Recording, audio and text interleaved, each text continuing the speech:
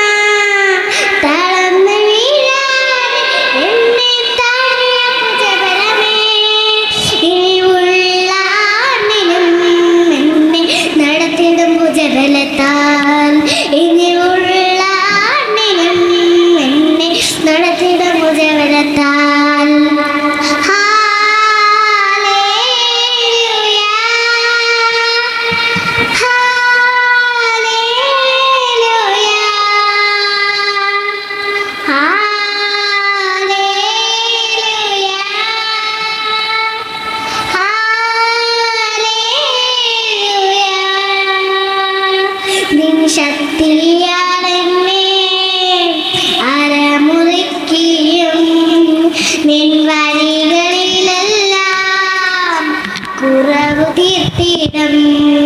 നിൻ ശക്തിയാലെന്നെ അരമുറിക്കിയും വഴികളിലെല്ലാം കുറവ് തീർത്തിടും. എന്റെ കാലുകളെ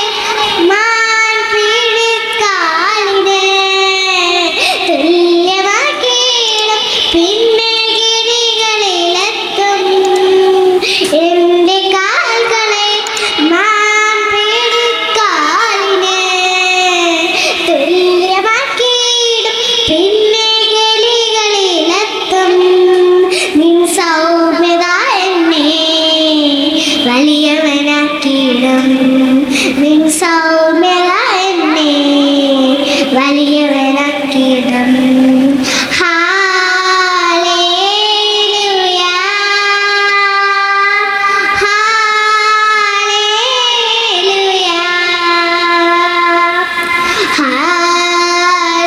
ഹല്ലേലൂയ ഹല്ലേലൂയ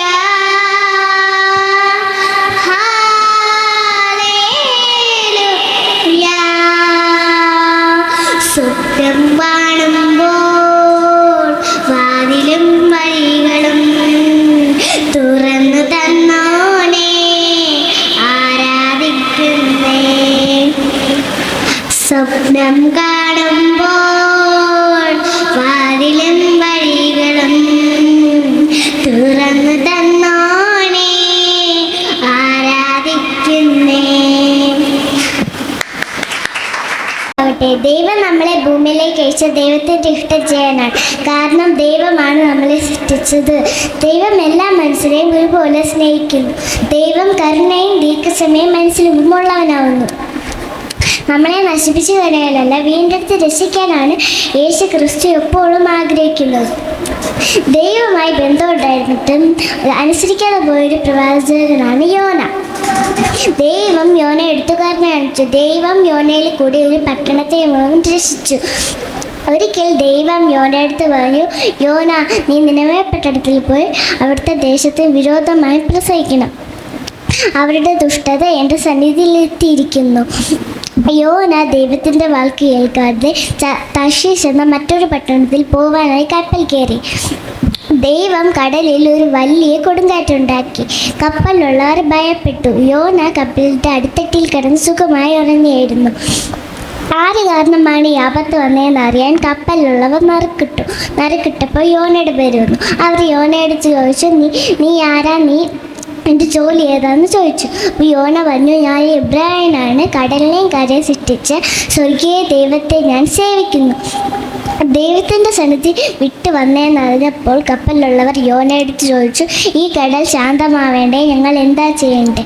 യോന പറഞ്ഞു, നിങ്ങൾ എന്നെ കടലിലേക്ക് എടുത്തിട്ടോളൂ. എന്നിട്ടും യോനയ്ക്ക് നിനവേക്ക് പോവാൻ മനസ്സില്ലായിരുന്നു. അങ്ങനെ കപ്പലിലുള്ളവർ യോനയെ എടുത്ത് കടലിട്ടു. ദൈവം ഒരു മഹാമത്സ്യത്തെ യോനയെ വീങ്ങാനായി കൽപ്പിച്ചിരുന്നു. മത്സ്യം വന്ന് യോനയെ വീങ്ങിക്കളഞ്ഞു.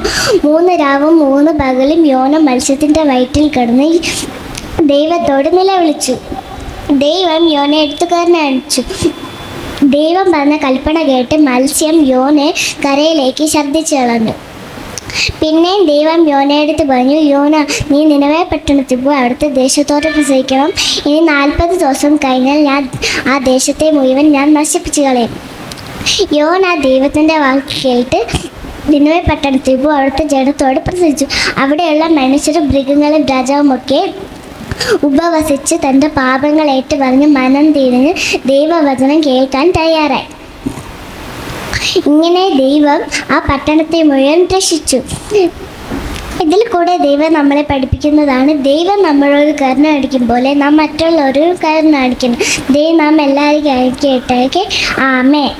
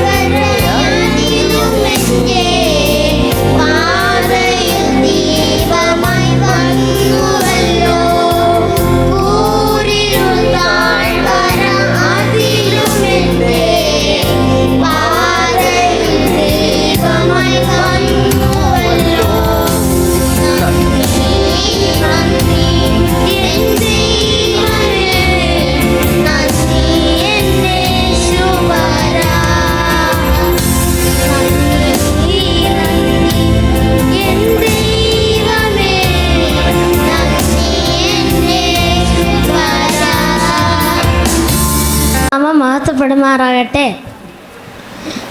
തീയിൽ നിന്ന് രക്ഷപ്പെട്ട ബാലന്മാരെ കുറിച്ചാണ് ഞാനിവിടെ പറയാൻ ആഗ്രഹിക്കുന്നത്. ബാബിലോൺ രാജ്യത്തെ രാജാവായിരുന്നു നെബൂഖദ്നേസർ. ഒരിക്കൽ നെബൂഖദ്നേസർ രാജാവ് ഇസ്രായേൽ മക്കളോട് യുദ്ധത്തിനായി വന്നു. എന്നിട്ട് ഇസ്രായേൽ ജനത്തിൻ്റെ വില കൂടിയ സാധനങ്ങളും ചിലരെ അടിമകളാക്കി കൂട്ടിക്കൊണ്ടു പോവുകയും ചെയ്തു. ആ കൂട്ടത്തിൽ 3 ബാലന്മാരുണ്ടായിരുന്നു. അവരുടെ പേര് ശദ്രക്, മേശക്, അബേദ്നെഗോ. അവർ ദൈവഭക്തന്മാരായിരുന്നു. ഒരു ദിവസം രാജാവ് സ്വർണം കൊണ്ട് ഒരു ബിംബത്തെ നിർമ്മിച്ചു. എന്നിട്ട് വാദ്യമേള ഗാനങ്ങൾ തുടങ്ങുമ്പം ജനമെല്ലാം അതിനെ നമസ്കരിക്കണമെന്ന് രാജാവ് കൽപ്പിച്ചു. നമസ്കരിക്കാത്തവരെ എരിയുന്ന അഗ്നി തീച്ചൂളയിലിട്ട് കളയും. അങ്ങനെ വാദ്യമേള ഗാനങ്ങൾ തുടങ്ങിയപ്പോൾ ജനമെല്ലാം നമസ്കരിച്ചു. എന്നാൽ ശദ്രക്, മേശക്, അബേദ്നെഗോ എന്നീ 3 ബാലന്മാർ മാത്രം ബിംബത്തെ വണങ്ങിയില്ല. ഇത് കേട്ട രാജാവ് കോപിച്ചു. എന്നിട്ട് അവരെ വിളിപ്പിച്ചു. അവരടുത്ത് പറഞ്ഞു, നിങ്ങൾക്ക് ഞാൻ ഈ ബിംബത്തെ നമസ്കരിക്കാൻ ഒരു അവസരം കൂടി തരാം. അപ്പോൾ ശദ്രക്, മേശക്, അബേദ്നെഗോയും പറഞ്ഞു, ദൈവം ഞങ്ങളെ തീച്ചൂളയിൽ നിന്നും രാജാവിൻ്റെ കയ്യിൽ നിന്നും രക്ഷിച്ചാലും ഇല്ലെങ്കിലും ഞങ്ങൾ ഈ ബിംബത്തെ നമസ്കരിക്കില്ല. ഇത് കേട്ട രാജാവിന് കോപം ഇരട്ടിച്ചു. എന്നിട്ട് പറഞ്ഞു, തീയിലെ ചൂട് 7 ഇരട്ടി കൂട്ടാൻ. എന്നിട്ട് ആ 3 ബാലന്മാരെയും തീച്ചൂളക്കകത്തേക്ക് ഇട്ടു. ഇടാൻ പോയ പട്ടാൾക്കാർ വെന്തുപോയി. രാജാവ് നോക്കിയപ്പോൾ 3 പേരെയല്ലേ ഇട്ടത്, ഇതാരാ 4മതൊരാൾ? രാജാവിന് മനസ്സിലായി അത് ദൈവപുത്രനാണെന്ന്. രാജാവ് പറഞ്ഞു, അത്യുന്നതനായ ദൈവപുത്രൻ്റെ ദാസന്മാരെ പുറത്തു വരൂ. അപ്പോൾ ശദ്രക്, മേശക്, അബേദ്നെഗോ എന്നീ 3 ബാലന്മാരും പുറത്തു വന്ന് അവരുടെ ദേഹത്ത് കരിയോ തീയുടെ മണമോ ഒന്നുമില്ലായിരുന്നു. ദൈവത്തിൻ്റെ സൂക്ഷിപ്പ് എത്രയോ വലിയതെന്ന് രാജാവിന് ബോധ്യമായി. രാജാവ് പറഞ്ഞു, ഇനി മുതൽ ഈ 3 ബാലന്മാർ സേവിക്കുന്ന ദൈവത്തിനെ വേണം ജനമെല്ലാം പ്രാർത്ഥിക്കേണ്ടത് എന്ന് രാജാവ് പ്രഖ്യാപിച്ചു. അങ്ങനെ വിശ്വാസവീരന്മാരായ ഈ ബാലന്മാർ മുഖാന്തിരം ദൈവനാമം മഹിമപ്പെട്ടു. നമുക്കും അതുപോലെ വിശ്വാസത്തിൽ മുന്നേറാം. ആമേൻ. പ്രവാചകനെ കുറിച്ചാണ് ഞാൻ ഇവിടെ പറയാൻ പോകുന്നത്. ഒരു ദിവസം യോനയുടെ ദൈവം കൽപ്പിച്ചു, നീ നിനവെ പട്ടണത്തിൽ പോയി അവിടുത്തെ ജനങ്ങൾ വിഗ്രഹത്തെ ആരാധിച്ച് ദൈവത്തെ അറിയാതെ നടക്കുന്നത് കൊണ്ട് നീ അവിടെ ഒരു പ്രസംഗിച്ച് അവരെ മാനസാന്തരപ്പെടുത്താൻ കൽപ്പിച്ചു. അപ്പോൾ യോന പോകാമെന്ന് പറഞ്ഞിട്ട് കപ്പലിൽ കയറി സുഖമായി കിടന്നുറങ്ങി. അപ്പോഴ് തിരമാല അടിച്ചു, കാറ്റും വീശി. കപ്പലിൽ വെള്ളം കയറി തുടങ്ങി. അപ്പോഴും അവിടെയുള്ള ജനങ്ങൾ ചീട്ടിട്ടു. ചീട്ട് യോനയുടെ നേർക്ക് വീഴുന്നു. അപ്പോൾ യോന എടുത്ത് കടലിൽ ഇട്ടു. അപ്പോൾ കടൽ ശാന്തമായി. എന്നിട്ട് തിമിംഗലത്തോട് ദൈവം കൽപ്പിച്ചിരുന്നു, നീ യോനയെ 3 ദിവസം വയറ്റിരുത്താൻ. എന്നിട്ട് 3-ാമത്തെ ദിവസം യോനയെ കരയിൽ ഛർദ്ദിച്ചു. എന്നിട്ട് ദൈവം കൽപ്പിച്ചതുപോലെ യോന നിനവെ പട്ടണത്തിൽ പോയി പ്രസംഗിച്ച് അവിടുത്തെ ജനത്തെ മാനസാന്തരപ്പെടുത്തി. മഹത്വം. ഞാനിന്ന് പറയാൻ പോകുന്ന കഥയുടെ പേരാണ് മലയെ വിരിച്ച ബാലൻ. അങ്ങ് ദൂരെ ഒരു ഗ്രാമം. അങ്ങ് ദൂരെ ഇസ്രായേൽ എന്ന രാജ്യത്തിൽ ഇഷായ എന്ന പേരുള്ള ഒരു അപ്പനുണ്ടായിരുന്നു. ആ അപ്പന് 8 മക്കളുണ്ടായിരുന്നു. അതിൽ ഏറ്റവും ഇളയ മകൻ്റെ പേരാണ് ദാവീദ്. ദാവീദ് വളരെ സുന്ദരനും സാമർഥ്യമുള്ള ഒരു ബാലനായിരുന്നു. അവൻ്റെ ജോലി ആടുകളെ മേയ്ക്കുക എന്നായിരുന്നു. അങ്ങനെ ഒരു ദിവസം ദാവീദ് ആടുകളെ മേയ്ക്കുന്നതിൻ്റെ ഇടയിൽ ഒരു സിംഹവും ഒരു കരടിയും വന്നു. അങ്ങനെ ദാവീദ് നിഷ്പ്രയാസം അതിനെ കൊന്നുകളഞ്ഞു. അങ്ങനെ ഇരിക്കുമ്പോൾ തൻ്റെ അപ്പൻ പറഞ്ഞു, ഇസ്രായേലും ഫെലിസ്തീനും യുദ്ധം നടക്കുകയായിരുന്നു. അങ്ങനെ തൻ്റെ സഹോദരന്മാർ ആ യുദ്ധത്തിലുണ്ടായിരുന്നു. അങ്ങനെ ആ യുദ്ധത്തിൽ പോയി തൻ്റെ സഹോദരന്മാരുടെ വിവരം അറിഞ്ഞ് തിരിച്ചു വരാൻ പറഞ്ഞു. അങ്ങനെ ദാവീദ് തൻ്റെ സഹോദരന്മാരെ അടികെ യുദ്ധകളത്തിൽ പോയി. അങ്ങനെ അവിടെ പോയപ്പോൾ ദാവീദ് ഞെട്ടിപ്പോയി. 40 ദിവസം ഫെലിസ്തീർ എന്ന തലവനായ ഗോലിയാത്ത് ഇസ്രായേൽ ജനത്തിനെ വെല്ലുവിളിക്കുന്നു എന്ന് കണ്ടു. അങ്ങനെ ദാവീദിൻ്റെ മനസ്സ് വിങ്ങിപ്പോയി. കാരണം ദൈവത്തിൻ്റെ സ്വന്തമായ ഇസ്രായേൽ മക്കളെ ഫെലിസ്തീർ എന്ന ഒരു വലിയ മലനായ ഗോലിയാത്ത് വെല്ലുവിളിക്കുന്നു. അവൻ എത്ര വലിയവനായാലും അവനെ കൊന്നിട്ടേ കാര്യമുള്ളൂ എന്ന് ദാവീദ് മനസ്സിൽ ചിന്തിച്ചു. എന്നിട്ട് ദാവീദ് മനസ്സ് വിങ്ങി പ്രാർത്ഥിച്ച് അടുത്തുള്ള തോട്ടിലേക്ക് പോയി അവിടെ നിന്ന് 5 മിനുസമുള്ള കല്ലെടുത്ത് ഒരു വടിയും ഒരു കവണിയും എടുത്ത് ഗോലിയാത്തിൻ്റെ നേരെ ചെന്നു. എന്നിട്ട് ഗോലിയാത്തിൻ്റെ നെറ്റിയിൽ നേരെ ഉന്നം വെച്ച് ഗോലിയാത്തിനെ മലർത്തി വീഴുന്നു. അങ്ങനെ ഗോലിയാത്ത് മലർന്ന് വീഴുന്നു. അങ്ങനെ ഗോലിയാത്തിൻ്റെ വാളക്കത്തിയെടുത്ത് ഗോലിയാത്തിൻ്റെ തലേനെ വെട്ടി. അപ്പോൾ ഫെലിസ്തീർ ജനം ഓടിപ്പോയി. അങ്ങനെ ഇസ്രായേൽ ജനം അവരെ കൊന്നു. അങ്ങനെ ഫെലിസ്തീർ ഇസ്രായേലിൻ്റെ രാജാവായിത്തീർന്നു. കൂട്ടുകാരെ, നമുക്കിതിൽ നിന്ന് എന്താണ് മനസ്സിലാക്കാൻ കഴിയുന്നത്? ദാവീദ് ഒരു ആട്ടിടയനായിരുന്നു. എന്നാൽ ദൈവം കണ്ടത് ഒരു രാജാവായി തീരാനായിരുന്നു. എന്നാൽ നമ്മളും ഓരോ ദൈവത്തിന് പദ്ധതി ഉള്ളത് എന്തായാലും നമ്മൾ എവിടെ ആയാലും അത് കാണുക തന്നെ, ദൈവം പണിതെടുക്കുക തന്നെ ചെയ്യും. നന്ദി. സാധ്യമേ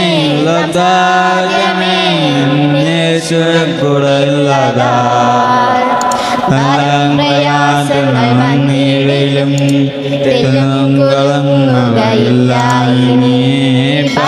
പ്രയാസങ്ങൾ വന്നിടയിലും തെല്ലുകളങ്ങുകയില്ല. ബുദ്ധിക്കതീരമായ സമാധാനമെന്റെ ഉള്ളിലേക്കുന്നു.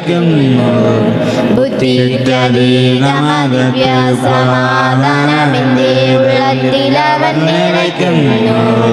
സാധ്യമേ